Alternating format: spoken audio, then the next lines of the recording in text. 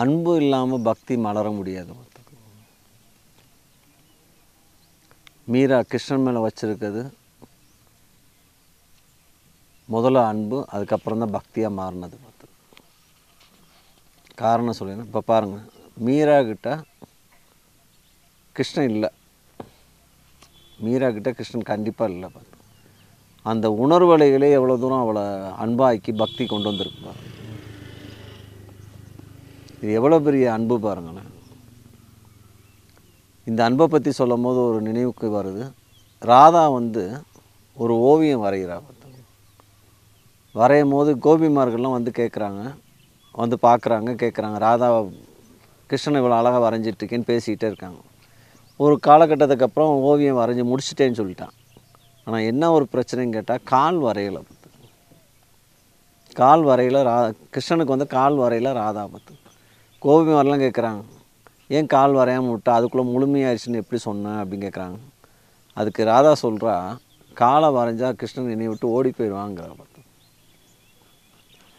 அன்புடைய உச்சபட்சம் ஒரு விஷயம் பாருங்களேன். இதில் என் கூடவே இருக்கணுங்கிறா ராதா. என் கிருஷ்ணன் என் கூடவே இருக்கணும்னு விரும்புகிறதான் ராதாவுடைய கான்செப்ட்.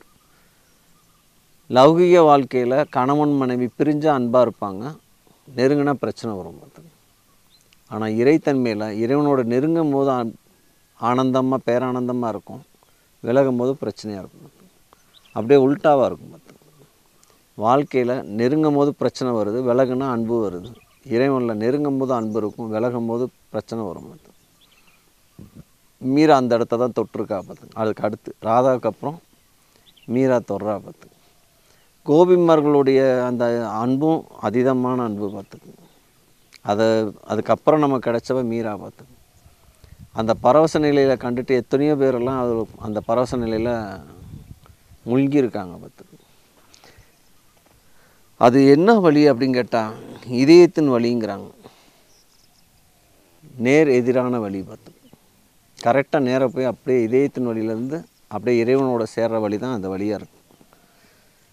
இதன் எல்லைக்கு நீங்கள் செல்லும்போது அப்போது அந்த அன்பு பக்தியாக மாறிடுங்கிறாங்க. உங்கள் நேசம் உங்களையே முற்றிலுமாக மறந்துவிடும் அளவுக்கு பக்தியாக மாறிடும். நீங்கள் இருப்பதே மறந்துவிடும் எல்லைக்கு போனால் உனக்கு உன்னை பற்றி நினைப்பும் போய்விடும். அடுத்தவர் மட்டும்தான் அங்கே இருப்பாங்க, நீங்கள் இருக்க மாட்டீங்க.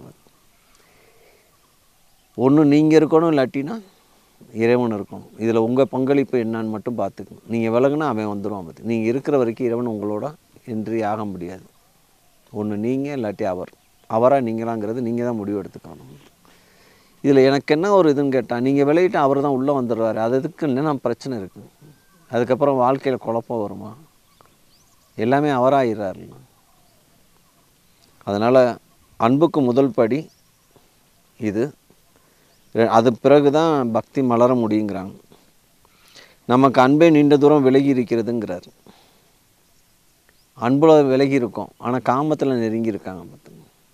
இதுதான் பிரச்சனையாகுது. காமங்கிறது தொடுதல் கிடையாது. மற்றொரு உடலை தொடுறது காமம் கிடையாது. அந்த ஆனந்தத்தை உள்வாங்கிட்டு அதிலே லயமாகி அதை ஒரு 1000 மடங்கு எக்ஸன் ஆக்கிறது தான் உண்மை. அதான் காமம் கடவுள் ஆகிற இடம். ஆனால் நம்ம எல்லாம் என்ன நினச்சிட்டோமோ, அதில் ஒரு இன்பம் கிடைக்குதுன்னு சொல்லிட்டு அங்கேயே திருப்பி அதையே நோக்கி போகிறதான் தவறாக போகுது. இங்கே நடக்கிற பிரச்சனை பூரா என்ன நடக்குதுன்னு கேட்டால், காமத்தை நோக்கிய பயணமாக தான் இருக்குது, கடவுள் நோக்கி பயணம் இல்லை. அதுக்காண்டி காமம் இல்லைன்னு நான் சொல்ல வரல. காமத்தோடைய அந்த ஒரு 4-5 செகண்டு கிடைக்கிற அந்த ஆனந்தம் தான் கோடிக்கணக்காக கிடைக்குது கடவுள்கிட்ட. இல்லாட்டி இவ்வளோ தூரம் அடைஞ்சவங்க திருப்பி அங்கே இருக்க மாட்டாங்க, கண்டிப்பாக திரும்பி இருப்பாங்க. அதனால் நீங்கள் போக வேண்டிய இடம் என்னன்னு கேட்டால், நீங்கள் உணர வேண்டிய விஷயமே தவிர, அதை அனுபவிக்க வேண்டிய விஷயமே தவிர, அதை காமத்து மூலமாக அந்த இடம். ஆனால் காமத்து மூலமாக தான் அந்த புள்ளியை தொட்டுட்டு நீங்கள் விலகிடணும். கடைசி வரைக்கும் அது கிடையாது. இப்போ உணவு உண்கிறோம், நல்லா இருக்குங்கிறதுக்கு ஒரு பொருளை சாப்பிட்டோன்னு இது நல்லா இருக்குது அப்படின்னு சொன்னால், என்றைக்காவது ஒரு பொருளை பார்க்கும்போது அந்த உணர்வு வருதுலாம். அதே மாதிரி தான் இதுவும். காமத்தில் கிடைச்ச அந்த மனமற்ற நிலை, அது இறைத்தன்மை. இதில் ஒரு விஷயம் உங்கள்கிட்ட பகிர்ந்துக்கிறேன். இது எப்படின்னு கேட்டிங்கன்னா, ஏன் திருப்பி செக்ஸுவல் போகுது மைண்டு? ஏன் அதை அனுபவிக்க நினைக்குதுங்க? காரணம் என்னன்னு கேட்டிங்கன்னா, அந்த தருணத்தில் அந்த பரவச நிலை தான் அது. அது ஒரு புள்ளியில் நடக்குது. அந்த பரவச நிலையில் என்ன இருக்குன்னா, மனம் இல்லாமல் போகுது பார்த்தோம். அந்த மனம் இல்லாமல் போகிற தருணத்தை தான் திருப்பி திருப்பி நம்ம அனுபவிக்க நினைக்கிறோம். அந்த மனமில்லாத நிலை தான் இறைநிலை பார்த்தோம். இப்போ இது காமமாக கடவுளான்னு பாருங்கள். அந்த மனமற்ற நிலையில் அந்த ஆனந்தத்தை அனுபவிச்சனால தான் திருப்பி அதை தொடறீங்க. ஆனால் காமம் மூலமாக தொடரணும்னு நினைக்கிறீங்க, கிடையாது. தியானம் மூலமாக அந்த இறைத்தன்மையை நீங்கள் தொடலாம் பார்த்துருங்க. இதை திருப்பி திருப்பி அதான் என்ன சொல்கிறாங்கன்னா, காமம் அதிகமாக உள்ளவங்க தயவுசெய்து வருத்தப்பட வேண்டிய அவசியம் கிடையாது பார்த்துங்க. இப்போ உங்கள்கிட்ட சக்தி ஆற்றல் அதிகமாக இருக்குது, ஏதோ ஒன்று செய்யலாம் பார்த்துங்க. ஒன்றுமே அந்த காம எண்ணமே இல்லாதவங்களை வச்சு என்ன செய்ய முடியும்னா ஒன்றுமே செய்ய முடியாது. இப்போ சாப்பாடு இருக்குது அப்படின்னால தான் சமையல் பண்ண முடியும். அரிசி இருக்குது அதனால் சமைக்கிறோம், சமைக்கிறதுனால சாப்பிட்றோம். பாத்திரத்தில் ஒன்றுமே இல்லாமல் நம்ம என்ன சமைக்கிறது? அதனால் இப்போ இந்த சின்ன பதிவு என்னன்னு கேட்டிங்கன்னா, காமம் அதிகமாக இருக்குது என்னால் முடியலை அப்படின்னு சொல்கிறவங்க தயவுசெய்து வருத்தப்படாதீங்க. சக்தி உங்கள்கிட்ட ஓவர்ஃபுல்லாக இருக்குது பார்த்து. இதை ஏதாவது ஒன்று செஞ்சு மடைமாற்றம் செய்யலாம் பார்த்து. ஆக்கப்பூர்வமான சக்தியாக மாற்றலாம், அதை ஞானத்துக்கு மாற்றலாம். என்ன செய்யலாம்னு நினைக்கிறீங்க? இந்த பூமிக்கு தேவையான ஒரு பொருளை கண்டுபிடிக்கலாம், என்னன்னாலும் செய்யலாம். அந்த சக்தி இல்லாமல் இருந்து ஒன்றும் செய்ய முடியாதுங்கிறதான் இந்த இதுக்காண்டி சொல்கிறேன். அதனால் காமம் அசிங்கன்னு நினைக்காதீங்க. அது கடவுளுக்கான வழி தான் பார்த்தேன். முதல் படியாது, கடைசி நிலை இறைநிலை பார்த்தேன், கடவுள் நிலை பார்த்தேன். இதை தாண்டி ஒன்றுமே கிடையாது பார்த்தேன். அதனால் அதுக்கு முதல்ல நம்ம அன்பு செலுத்தணும். அன்புக்கு அப்புறம் அது கடவுளாகும், பக்தியாகும். இன்னொரு விஷயம் என்னன்னு கேட்டிங்கன்னா, நீங்கள் அதை அனுபவிக்காத வரைக்கும் உங்களுக்கு அது தெரிய வாய்ப்பே கிடையாது. இந்த தருணத்தை அனுபவிக்காதவங்க அதை முழுமையாக அவங்க தொடவே முடியாது. இந்த காம சோகத்துக்கு தெரியாதவங்க கடவுளை அடைகிறது ரொம்ப கஷ்டம். அதோட நுணுக்கம் எப்படி தெரியும்?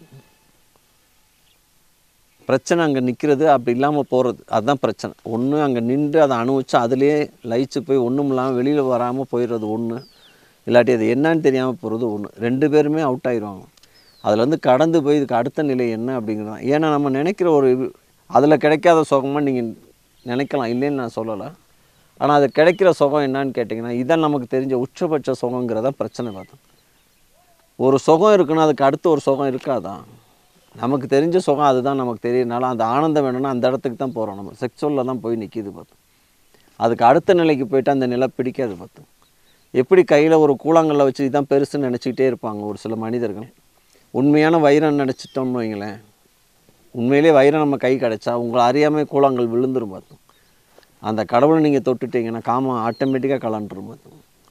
அந்த இடத்த தொட்டவங்க தான் ஞானிகளும் மகான்களும் சித்த புருஷர்களும் பார்த்துக்கும். ஆனால் இது ஒரு பெரிய ரசவாதம் தான், ஏற்கனவே ஒரு பதிவில் தான் இருக்குது, இல்லைன்னு சொல்லலாம். ஒரு தன்மையில் போய் அதை மடைமாற்றம் செய்யணும்னா ஒரு மிளகாய் மாம்பழமாக்குற கதை தான் பார்த்துக்கும், வேறு வழி இல்லை. காமத்தில் பிறந்துட்டு காமத்தை ஜெயிக்கிறங்கிறது ஒரு பெரிய விஷயம் பார்த்து. ஆனால் நடக்கும், அப்படி நடக்காதுன்னு சொல்ல முடியாது. ஏன்னா ஏகப்பட்ட மகான்கள் ஞானிகள் இருக்கனால அவங்கள பார்த்து நம்ம மாறிக்கலாம். சரி, இப்படி மாறலைன்னா நம்ம என்ன தான் செய்ய முடியும்? இப்படியே இருந்து போய் 10ஓட 11 அத்தோட இது ஒன்றுன்னு நம்மளை வாழ்க்கையை கழிச்சிட முடியுமா? அப்போ நமக்கு பிறந்ததுக்கான அர்த்தம் என்ன இருக்குது? இந்த செடி கூட ஒரு பச்சை பசுமையாக இருக்கிறதுக்கு ஒரு வாய்ப்பாக தானே இருக்குது. இந்த மாதிரி நம்ம மலர வேண்டாமா? ஒரு பசுமையாக ஆக வேண்டாமா? ஒரு மனிதனாக பிறந்தேன், வாழ்ந்தேன், சாப்பிட்டேன், 2 பிள்ளையை பெற்றேன், இறந்துட்டேன்.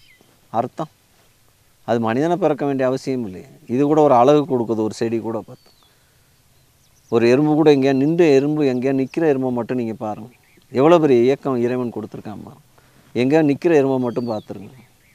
உணவுக்கு வேணும்னா நிற்குமே தவிர மற்றபடி இயங்கிக்கிட்டே தான் இருக்குது. அந்த சக்தி அப்புறம் நம்ம என்ன செஞ்சு வச்சுருக்கோங்கிறீங்க? தூக்கத்தில் கெடுத்துக்கிட்டு இருக்கோம், தேவையில்லாமல் உயிர் சக்தியை நம்ம விரயம் பண்ணிக்கிட்டு இருக்கோம். பொழுதுபோக்கமாக காமம்? கண்டிப்பாக பொழுது போகிறது காமம் கிடையாது. தூக்க மாத்திர காமங்கிற மாதிரி ஆகிப்போச்சு பார்த்து. தூக்கம் வரலைன்னா காமம் எண்ணம் அதை திருப்திப்படுத்திட்டீங்கன்னா தூக்கம் வரும். அது தூக்க மாத்திரையா? இவ்வளோ பெரிய அற்புதமான சக்தி வீணாக்கிற வேண்டாங்கிறதுனால சொல்கிறேன் பார்த்து. நீங்கள் கொஞ்சம் மடைமாற்றம் செய்யுங்க. மடைமாற்றம் செய்யணும், அதுலேருந்து அவ்வளோ விஷயங்கள் கிடைக்கும் பார்த்து. இன்றைக்கி அந்த இடத்த அடைஞ்சு தான் இந்த உலகத்தையே திருப்பி போகிற அளவுக்கு அவங்க புரட்சி பண்ணிக்கிட்டு இருக்காங்க.